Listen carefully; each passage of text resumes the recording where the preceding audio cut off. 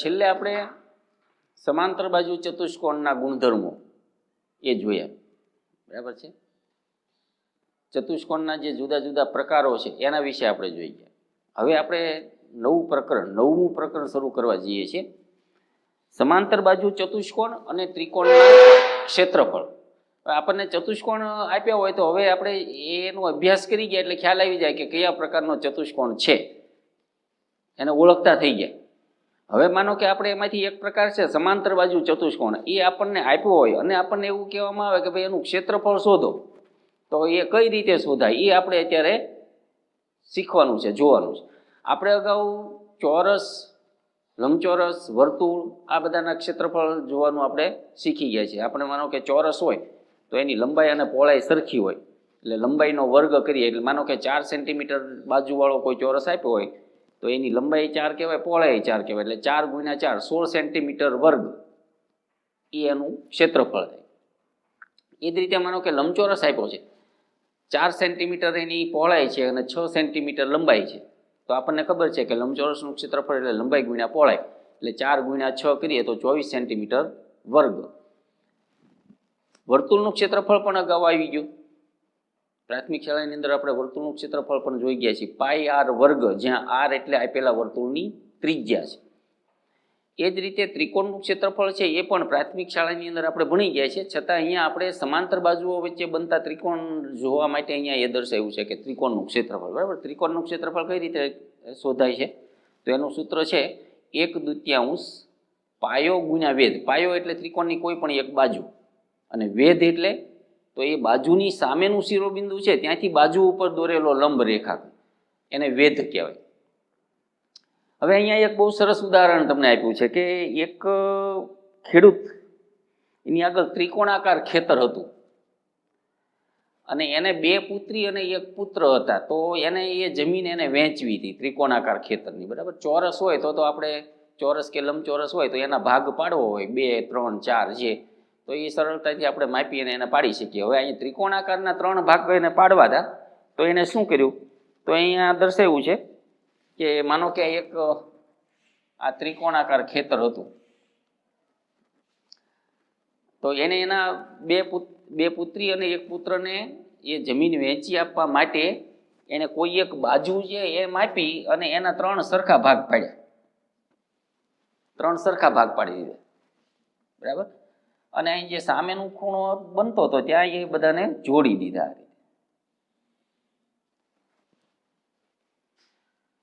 તો આ રીતે 3 ત્રિકોણાકાર ભાગ બની ગયા। હવે આપણને અહીંયા એ પ્રશ્ન કરવામાં આવ્યો છે કે આ પ્રમાણે જે 3 ભાગ પડ્યા તો એ સરખા ક્ષેત્રફળના હશે એવું લાગે છે તમને? આપણે આ પ્રકરણ ભણીએ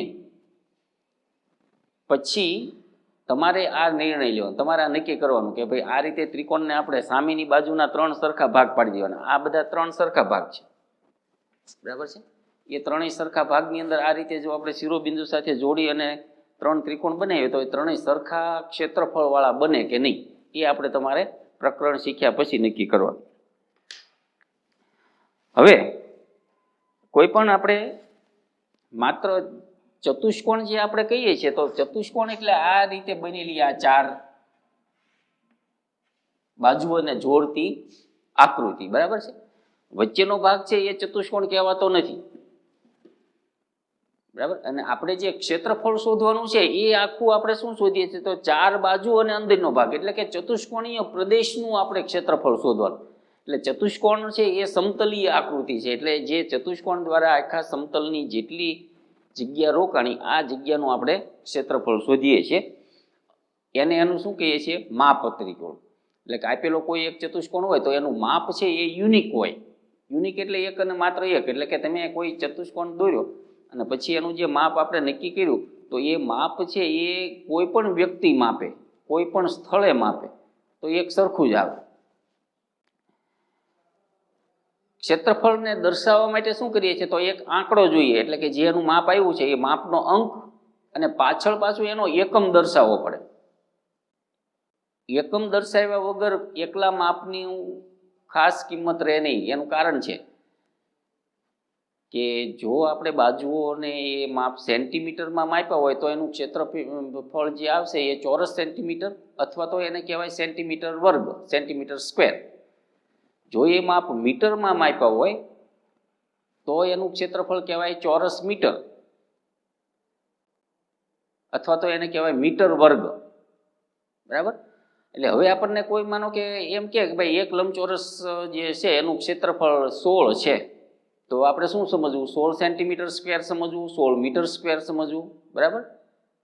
એટલે એનો એકમ આપવો છે એ બહુ ખાસ જરૂરી છે. એકમ આપેલું હોય તો જ આપણે ખરેખર એ એરિયા કેવડો છે, ક્ષેત્રફળ કેટલું છે એનું આપણે તારણ કાઢી શકીએ.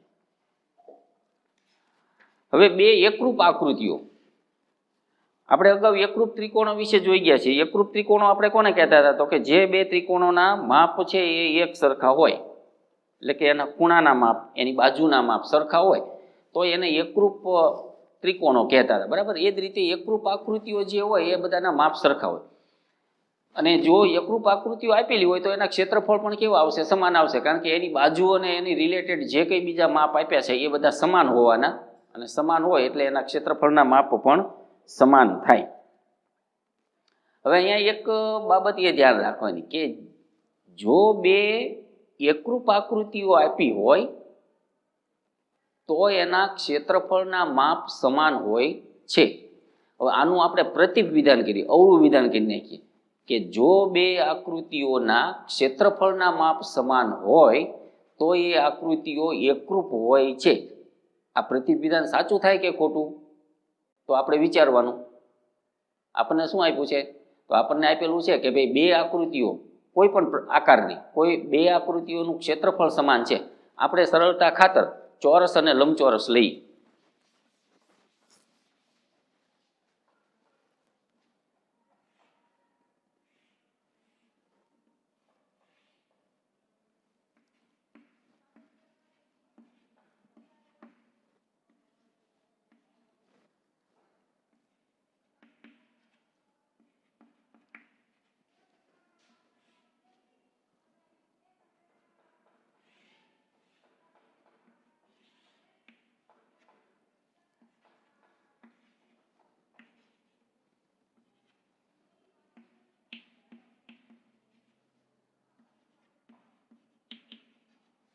ચાલો, અહીંયા બે મેં આકૃતિ દોરી, એક ચોરસની અને એક લંબચોરસની. ચોરસની આકૃતિમાં શું છે? તો કે બાજુ બે છે, ચારે બાજુ સમાન હોય નહીં તો કેટલી છે? 6 સેન્ટીમીટર માપની છે. બરાબર.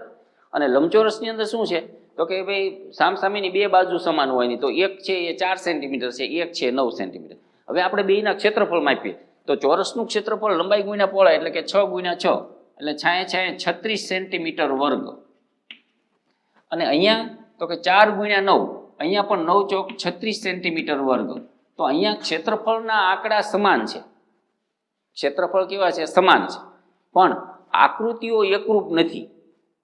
એટલે કે ક્ષેત્રફળ સમાન હોય તો એ બે આકૃતિઓ એકરૂપ છે એવું નથી, પણ જો બે એકરૂપ આકૃતિ આપી હોય તો એના ક્ષેત્રફળ હંમેશા સમાન આવે. એટલે માનો કે આ જે ચોરસ આપણને આપ્યો છે એવો બીજો ચોરસ અહીંયા આપણને કે 6 સેન્ટીમીટર બાજુવાળો છે, એવો જ બીજો 6 સેન્ટીમીટર બાજુવાળો ચોરસ PQRS 6 સેન્ટીમીટર અને અહીંયા પણ 6 સેન્ટીમીટર આવું જો આપેલું હોય, બરાબર છે, તો એ બંનેના ક્ષેત્રફળ કેવા થશે? સમાન થશે.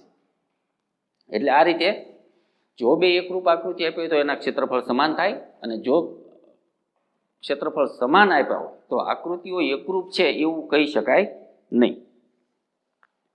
હવે આપણે જોવાનું છે એક જ પાયા ઉપર અને સમાંતર રેખાઓ વચ્ચેની આકૃતિઓ.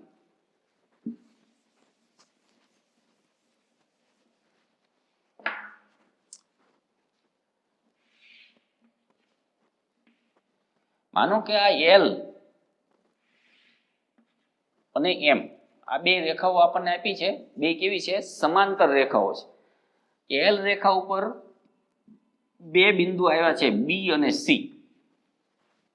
બરાબર. અને M રેખા ઉપર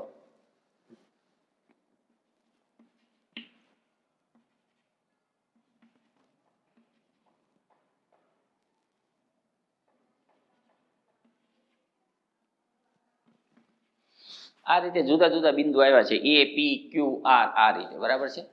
હવે અહીંયા આપણે જો આકૃતિઓ રચીએ તો માનો કે એબીસી ને જોડો તો અહીંયા એ બી અને એ સી આ જોડીએ તો આ ત્રિકોણ એબીસી બન્યું, બરાબર. તો આ એક જ પાયા ઉપર, અને ક્યુ ને બીસી સાથે જોડો તો એક ત્રિકોણ બન્યો છે બીક્યુસી. તો બે ત્રિકોણ અહીંયા બન્યા, એક એબીસી ત્રિકોણ, એક બીક્યુસી ત્રિકોણ, બરાબર છે.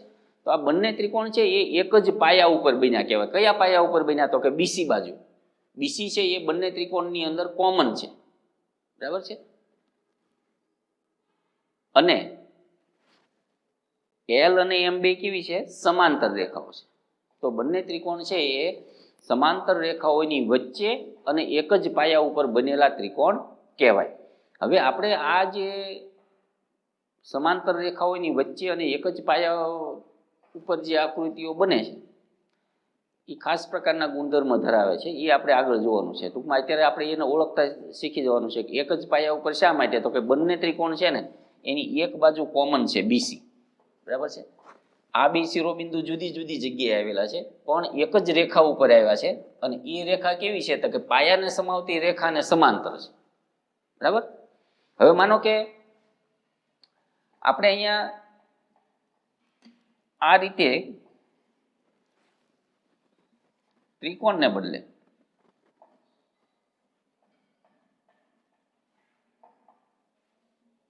આ જોડ્યું તો આ શું તૈયાર થયું? ABCP. તો આ સમાંતર બાજુ ચતુષ્કોણ બન્યો, બરાબર છે. હવે એ જ પાયા ઉપર મારે બીજો સમાંતર બાજુ ચતુષ્કોણ બનાવવો હોય તો હું આને જો જોડું તો BCRP, આ એક બીજો સમાંતર બાજુ ચતુષ્કોણ છે, આમ ઢળતો, એક અહીંયા ઢળતો છે, બરાબર. તો અહીંયા પણ શું થાય છે કે બંને ચતુષ્કોણ છે એક જ પાયા ઉપર બનેલા છે, અને ઉપરના શિરોબિંદુઓ બે જે છે એને સમાવતી રેખા એ પાયાને સમાવતી રેખાને કેવી છે? સમાંતર છે. એટલે કે આ બંને આકૃતિઓ છે એ સમાંતર રેખાઓની વચ્ચે બનેલી ગણાય. તો આવી આકૃતિઓ છે એ સમાંતર રેખાઓની વચ્ચે અને એક જ પાયા ઉપર આવેલી આકૃતિઓ કહેવાય છે, બરાબર છે. હવે અહીંયા આપણને આપ્યું છે સ્વાધ્યાય 9.1, માત્ર ઓળખ માટે છે કે એક જ સમાન પાયા ઉપર અને સમાંતર રેખાઓની એક જોડ વચ્ચે કઈ કઈ આકૃતિઓ આવેલી છે. શક્ય હોય એવા કિસ્સાની અંદર સમાન પાયો અને સમાંતર રેખાઓ દર્શાવો. એક જ પાયા ઉપર આવેલી હોય અને સમાંતર રેખાઓની જોડ વચ્ચે આવેલી હોય એવી આકૃતિઓ છે આપણે અહીંયા નક્કી કરવાની છે.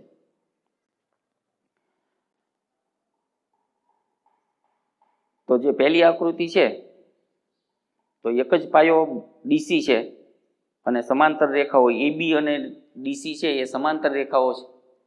બે રેખાઓ છે પરસ્પર સામસામે સમાંતર છે, બરાબર છે. પછી બાજુની આકૃતિ જે છે આકૃતિ નંબર 3, તો ત્યાં ત્રિકોણ આરટીક્યુ એ ત્રિકોણ છે એ પાયા ક્યુઆર ઉપર અને સમાંતર રેખાઓ કઈ છે? તો કે એસપી અને આરક્યુ એ બે સમાંતર. ટૂંકમાં સામસામેની બાજુઓ સરખું અંતર જાળવી રાખતી હોય તો એ સમાંતર રેખાઓ કહેવાય. સમાંતર રેખાઓની વચ્ચે જે આકૃતિ બને છે સમાંતર રેખાઓ વચ્ચે બનેલી કહેવાય. અને આપણે પાયો જે છે એ સરખો રહેવો જોઈએ, એકનો એક પાયો રહેવો જોઈએ, એ આપણે આકૃતિની અંદર શોધવાનું રહે. ચાલો હવે એક જ પાયા અને સમાંતર રેખાઓની જોડની રેખાઓ વચ્ચેના સમાંતર બાજુ ચતુષ્કોણ. તો એના માટે એક પ્રવૃત્તિ આપેલી છે કે આલેખ પેપર લો અને આકૃતિમાં બતાવ્યા પ્રમાણે ચતુષ્કોણ ABCD દોરો, બરાબર છે. એટલે હમણાં અહીંયા જે આકૃતિ આપણે દોરી છે એ જ પ્રમાણે આપણે આ CD પાયો લઈએ.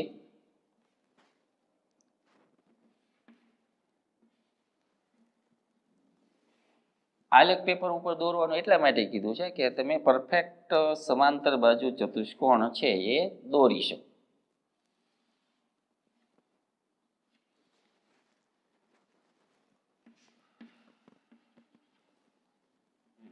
આ બંનેમાંથી પસાર થતી રેખાઓ એ કેવી હોવી જોઈએ?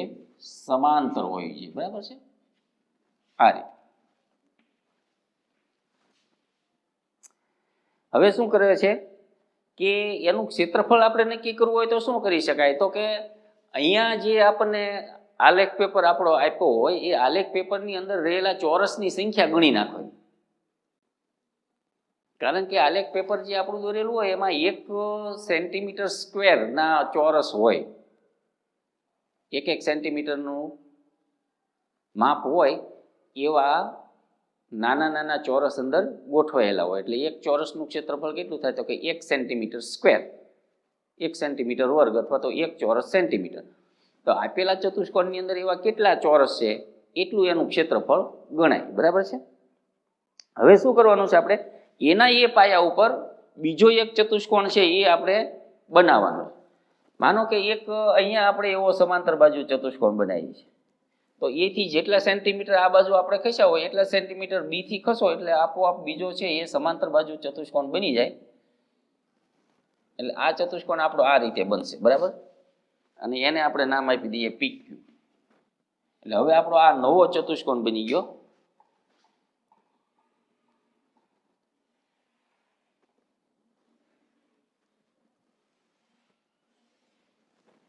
PDCQ, બરાબર છે?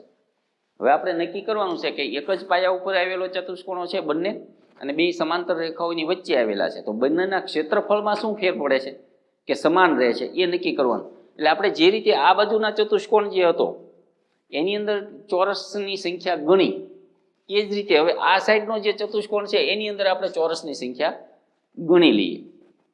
તો એની અંદર એટલા ચોરસ છે એ કાળજીપૂર્વક કેટલા છે એ ગણી લેવાના.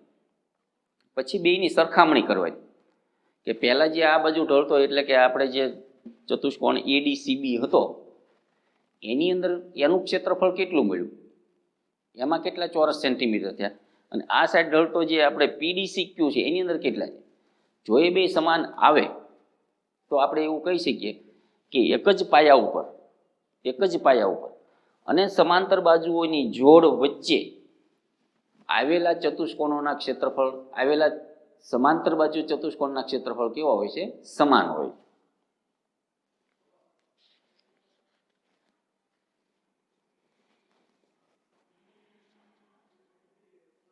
એટલે હવે અહીંયા આપણે આ જે હકીકત છે એને પ્રમેય નંબર 9.1 સ્વરૂપે આપેલી છે. પ્રમેય નંબર 9.1 એનું વિધાન છે એ આપણે યાદ રાખવાનું છે.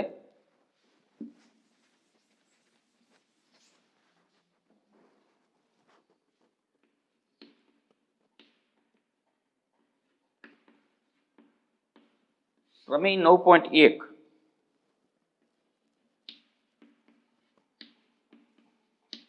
એક જ પાયા પર આવેલા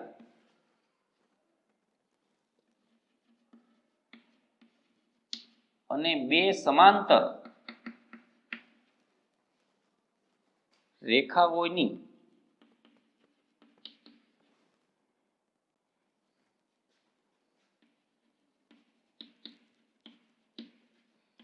એક જોડની રેખાઓ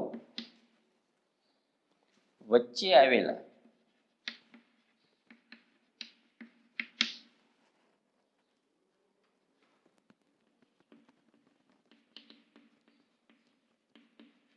સમાંતર બાજુ ચતુષ્કોણના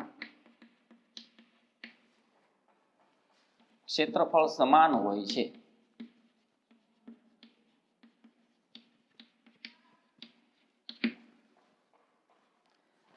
આની આ વસ્તુ છે એ ત્રિકોણ માટે પણ સાચી છે કે જો બે સમાંતર રેખાઓ આપી હોય અને જો એનો એક કોમન પાયો આપેલો હોય તો એના દ્વારા તમે જુદા જુદા કોઈ પણ ત્રિકોણ બનાવો કે જુદા જુદા કોઈ પણ સમાંતર બાજુ ચતુષ્કોણ બનાવો તો એ દરેક આકૃતિઓનું ક્ષેત્રફળ છે એ હંમેશા સમાન મળે છે.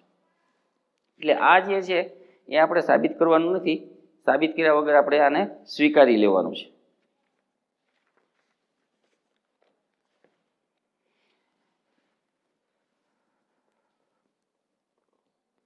હવે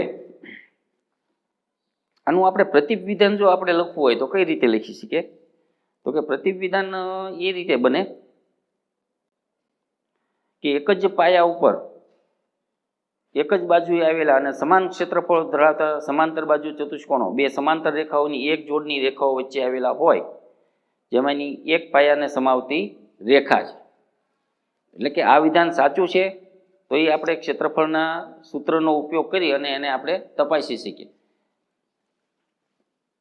તો આ પ્રતિવિધાન કેવું બનશે? સાચું બનશે કે ક્ષેત્રફળ સમાન જો આપ્યા હશે તો એ બંને સમાંતર બાજુ ચતુષ્કોણ છે બે સમાંતર રેખાઓની વચ્ચે આવેલા હોય તો એ એક જ પાયા ઉપર આવ્યા હોય ત્યારે જ એના ક્ષેત્રફળ છે એ સરખા થઈ શકે. હવે આમાં સ્વાધ્યાય 9.2 એના આપણે કોઈ દાખલા ગણવાના નથી. આપણે આ વર્ષે જે અભ્યાસક્રમમાંથી થોડોક ભાગ ઓછો કરેલો છે એમાં એ સ્વાધ્યાયના દાખલાઓનો સમાવેશ થાય છે. હવે પ્રમેય 9.2 તો એ ત્રિકોણ માટે છે. જે રીતે આપણે 9.1 ની અંદર ચતુષ્કોણ માટે જોયું એ જ રીતે 9.2 પ્રમેયની અંદર ત્રિકોણ માટે કે એક જ પાયા પર આવેલા અને બે સમાંતર રેખાઓની જોડની રેખાઓ વચ્ચે આવેલા બે ત્રિકોણોના ક્ષેત્રફળ સમાન હોય છે.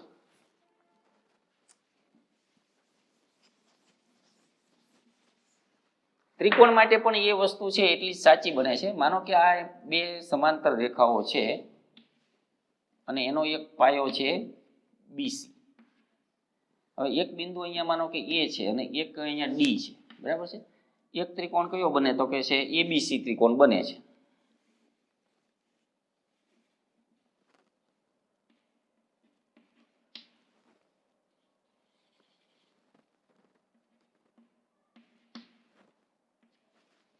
ચાલો એક ત્રિકોણ આપણે બનાવીએ એબીસી.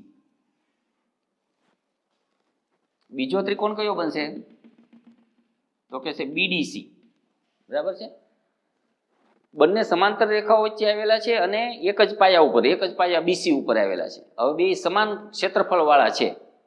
હવે આપણે ત્રિકોણના ક્ષેત્રફળના સૂત્ર પ્રમાણે જોઈએ તો ત્રિકોણના ક્ષેત્રફળ એનું સૂત્ર શું છે? ત્રિકોણનું ક્ષેત્રફળ